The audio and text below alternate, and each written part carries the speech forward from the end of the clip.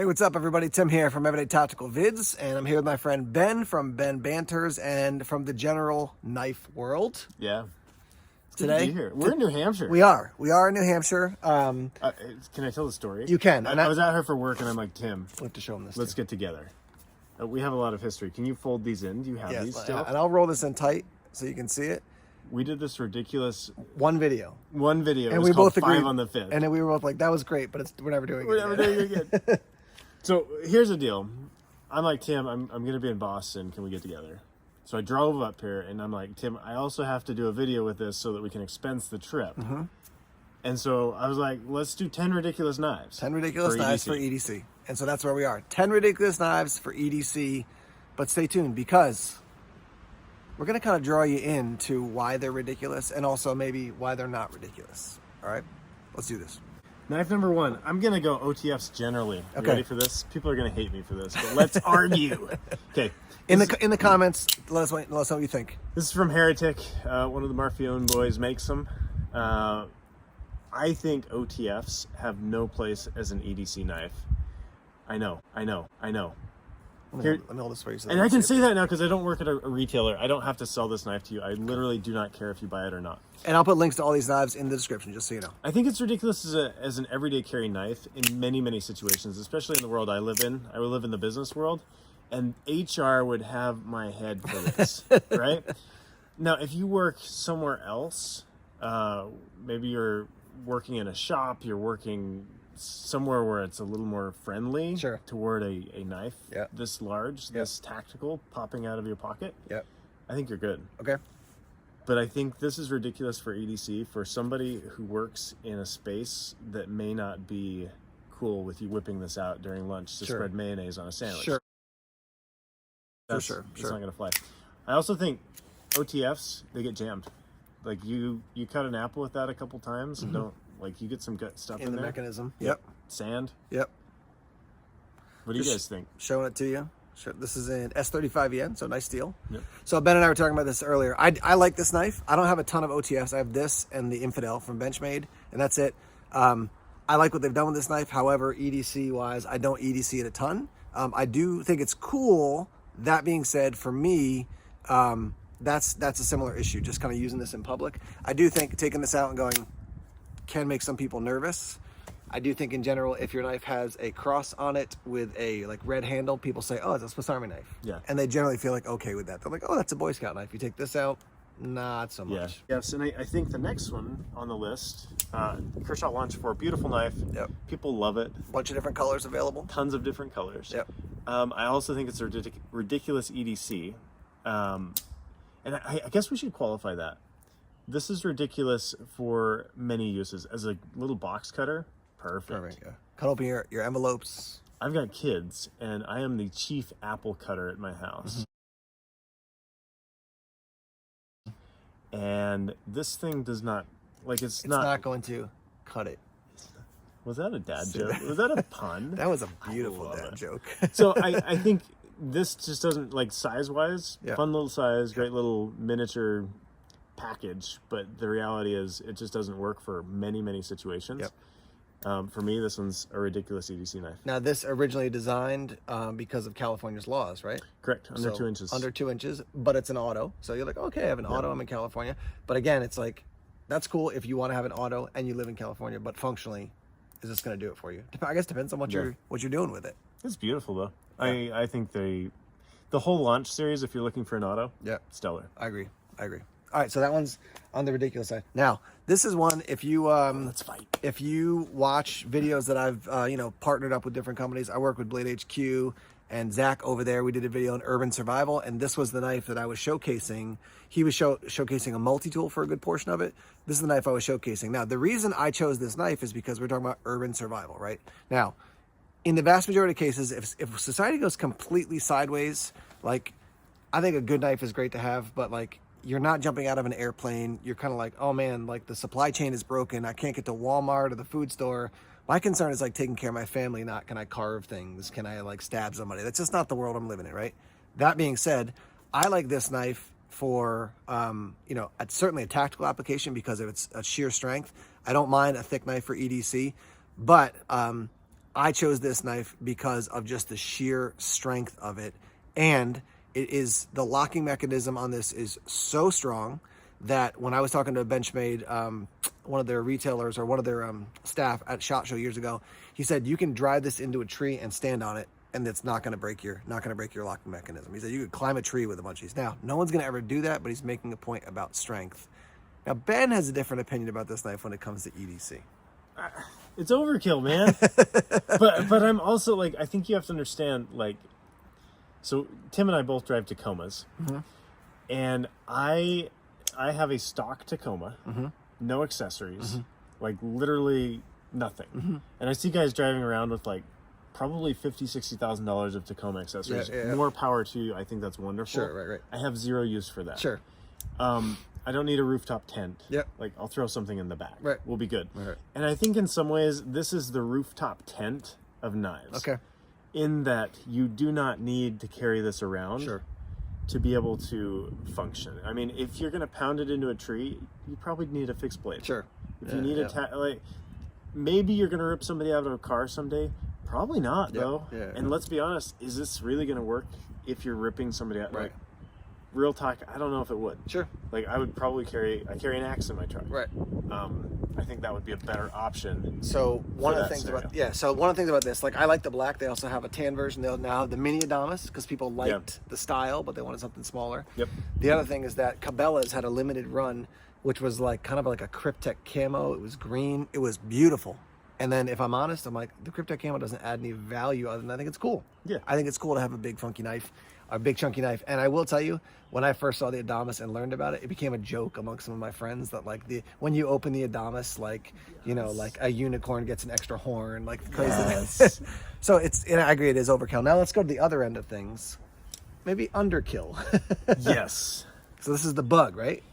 It's either the bug or the mini bug. I don't remember the exact name of the spider. So talk about this one. This is a keychain knife, slip joint, and like for a lot of applications, this is garbage to me. Wow, can I say that? I can say that. I don't work anywhere. Question: can you cut an apple effectively with it? No, you cannot. It doesn't fulfill the chief apple cutting responsibility. Yep. But this is a great package opener. Yep. Clean your fingernails with it. Yep. You can do a lot with it, but this to me is ridiculous as an EDC knife because it does not fulfill the core function of being able to cut apples. Sure. Which is a big deal for you. That's a big deal for Okay. me. No, I mean, and other tasks that would require just a slightly longer right. blade. Yep. My sweet spot for an EDC knife is under 3 inches. Yep. Yeah. It's just where I work best. It doesn't. That means I don't have a lot of knife poking out for what I'm doing. Sure. You can whittle with under 3 inches. You can cut an apple. Yep. You can really use it. But this thing is, to me, a ridiculous EDC knife. Maybe a secondary. Okay. But if this is all you're carrying, You need something else. yeah, no dice. Gotcha. All right, let's talk about this one. Actually, these two here. This is from Best Tech. This is the Hornet, and then we also have the Fossil. The Fossil. Now, when I showed Ben the Hornet, he was like, that reminds me of the Fossil. I was like, yeah, I can see. I would call both these very kind of organic looking, very earthy, especially this one's got earth tones. Ben, tell us what you think. No, let me just tell you real quick. When I released the video on this, I already titled it, and it said like, really cool looking, highly functional. And Ben said about this knife, go. What did I say? It looks ridiculous. I think you said it's one of the ugliest knives you've ever seen. But like, okay, so I know a little bit about the Fossil. Okay. We launched this at CRKT when I worked there. Yep. Flavio Coleman design, people loved it. It did incredibly well. And I think the reason it did well is it looks unique. Yep. It kind of has like this pounded dinosaur finish on it. Yeah. And it's just an interesting design. Sure. This has zero appeal to me. It goes back to that whole conversation about when I pull a knife out, what happens next to the people around me. Sure. In terms of like perception. Yep. Like this to me is just, it's overkill. And I think that guy in the same way, like, look at the jimping of this like monster jimping. It looks like Love it an so alligator. much. I love it so much. And see, I think that's like for me, a knife is not like a fashion piece. Sure. It's, I've said this before, but like screwdrivers, like does a screwdriver need to look sexy? I'm showing you the Banter. This is Ben's knife. This is his design. Somebody told me once it looks like somebody from Duplo designed it. And I love that because like He's good with that. You're good with that. Okay. I'm okay with that. Like imagine the simplicity of Duplo Yep. in a tool. Yep. And this has none of that simplicity. It is a It's an art piece. Okay, so let Functional art. me counter, which is to say, it has a blade. The blade's easy to sharpen. Therefore, it has the functionality that I'm looking for in an EDC knife.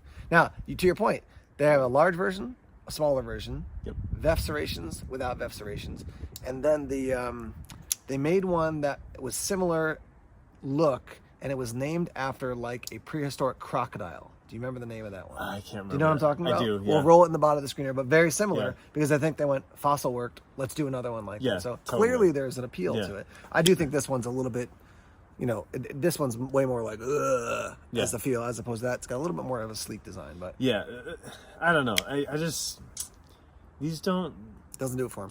Yeah, they don't do it for me. It's okay. You can be wrong. It's fine. I can also be right. Okay, so there's that. All right, let's move into. All right, let's do this. Okay. This we were kind of staying in the CRKT world. We are. You had a few on your table, and did. I'm like, let's pick these. I did. This is the CRKT. I think it's pronounced Shock. Yep. Another Flavio Coma. Two Flavio knives, and this thing. Let me grab a big pen. Okay. I don't think the video is going to give this scale. I'll hold it. You hold it for you. that. Because this thing is huge. It's insane.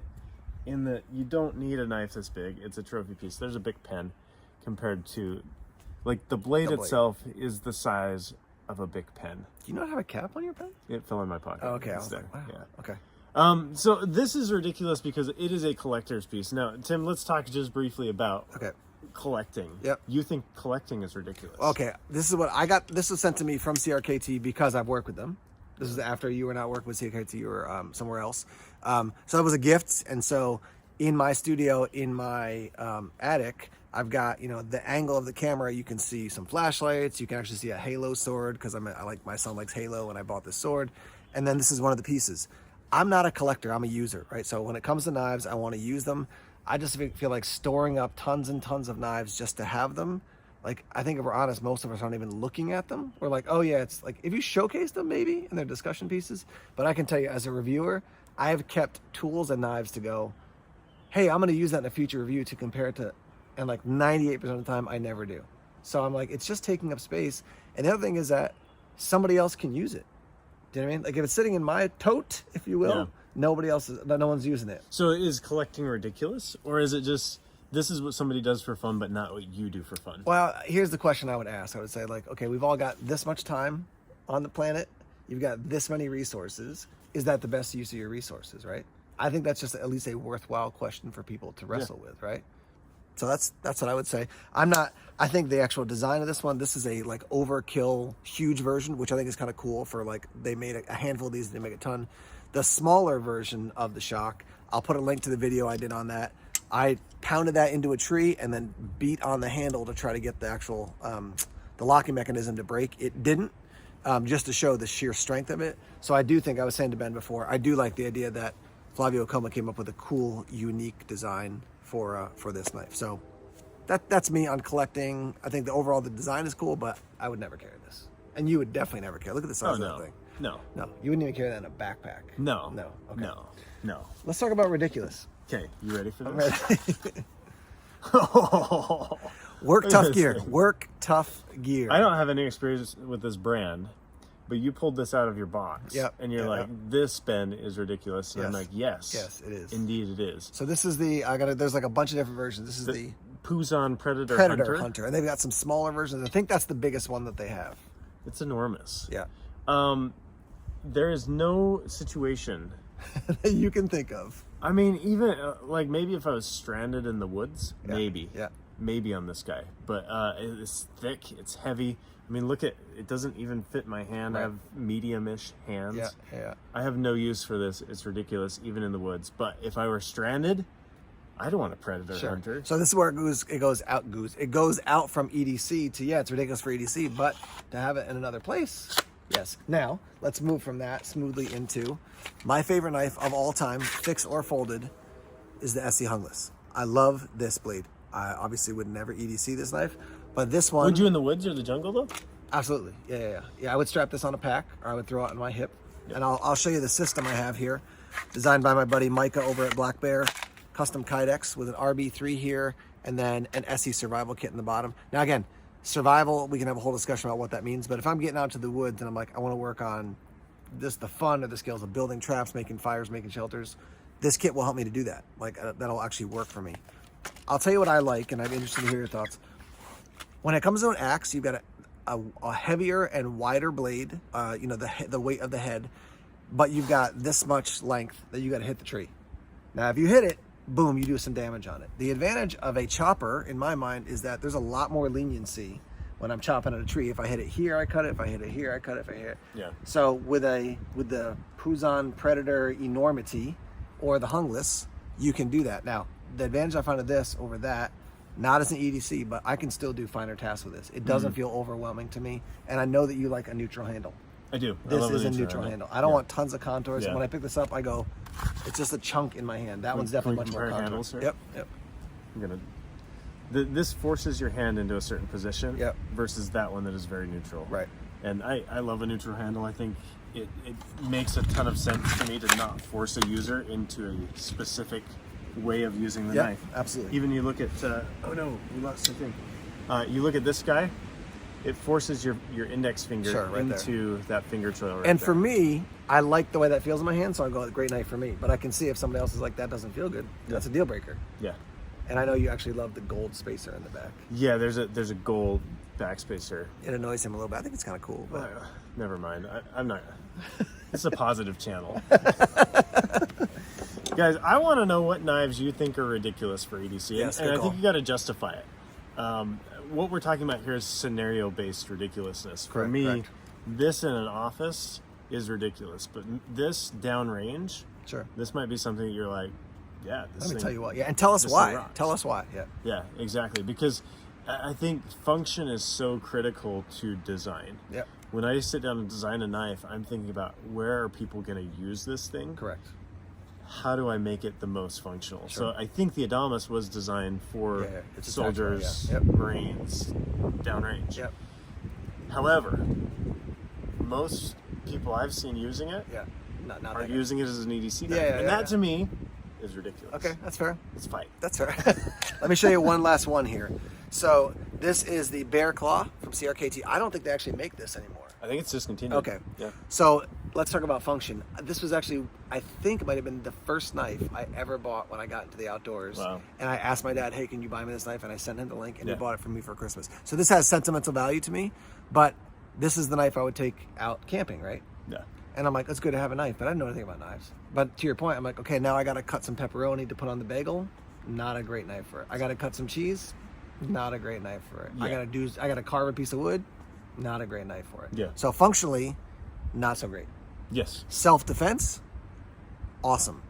If you're somebody who thinks about using a knife in self-defense, I'm going to put a link to my video on self-defense knives because I think there's a profound question you have to ask before you buy a knife for self-defense primarily. Are you ready to use a knife in self-defense? And I think there's a lot of tough guys out there, but when push comes to shove, from the guys I know who are experts in bladed weapons, they say nobody really gets off scot-free in a knife fight. So just keep that in mind if you're like, I'm going to carry this to defend myself. Maybe, but just think through it before you do it. So what are your thoughts on this one? So I want to comment on this one. Sheath on this one, typically it comes with a little clip on the back. Yep. But I think as you're buying a fixed blade, look at the sheath, guys. Sure. Like, I feel like there's so many really nicely designed knives that have a sheath that was just kind of like flopped together. Totally. This one I like a lot. The retention on the sheath is good. And I think just overall, the whole package of the thing fits well. You can carry it tip up, tip down, whatever you want, clip it on your belt, and it works really well. So this to me is cool. It's totally functional. Yeah. But not EDC. No, I agree never. with you. Yep. Like, and to your point of like self-defense, Yep. if you're using a knife for self-defense, no matter the situation, something has gone terribly wrong. Yeah, absolutely. Like you either chose the wrong route or you're in the wrong place at the wrong time, and that stuff happens. But Sure. like, hopefully that's not where you're at. Yeah. So I don't know. I don't carry knives for self-defense. I have Sure. no training. I have no, like, what do you need from me? You want my wallet, Right. keys? Sure, Go you for go. it. Credit Sure. card now? Sure. Like, Yeah. let's negotiate. You taking that out now is actually a greater danger to you because if Correct. that guy gets it, now it's a world of hurt. It's a world As of hurt. opposed to him just going, give me your stuff. You're going, okay. Yeah. Right. I think if you were to train and learn. Sure, different story. And be aware of the risks. I think there are some people right now who are like, no, you gotta fight for it. And you're like, no, you can have my wallet. I'm going home to my kids and my wife. Like, yeah. And maybe I'm a pacifist, but if you're going after my children, that's a different issue than if you're going after me. I'm like walking home from work, somebody jumps out from behind a car. I'm like, the goal is not to win the fight. The goal is to get home. Yes. The goal is to get out of the fight. Every right? time. So now we're getting philosophical here. We are. But that's the thing, guys. I think as you pick a knife, you are picking it for a scenario. For me, I'm picking a knife for a scenario of cutting apples, opening boxes, maybe whittling a stick.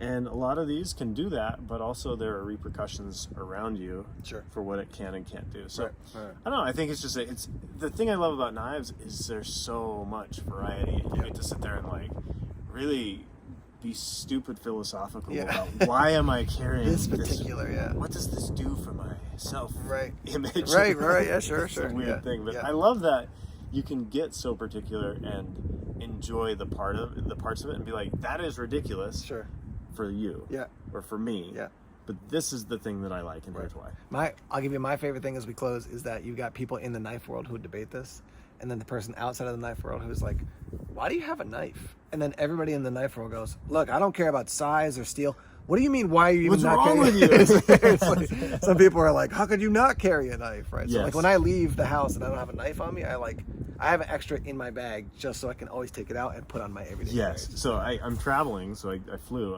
I carry this. This is a little Big Idea Design copper pen. In the spot where my knife would go, so that I feel whole inside. Actually, I think I saw on Instagram. Didn't you have a picture of a sticker of your knife or a cutout of your knife? It was an air freshener. Yeah, love it. Yeah, so he's always got his blade on him, even if it's an air freshener for him. So, all right, let's hear from you guys in the comment section.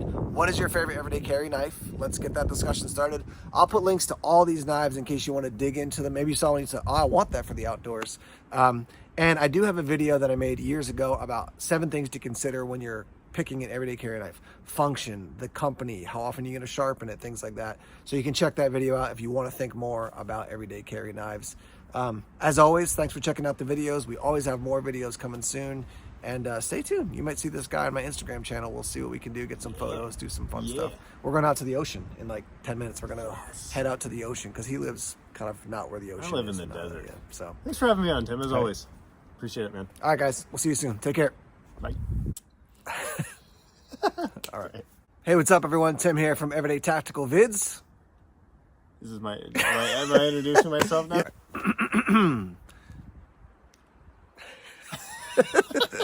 That's going to be in the outtake.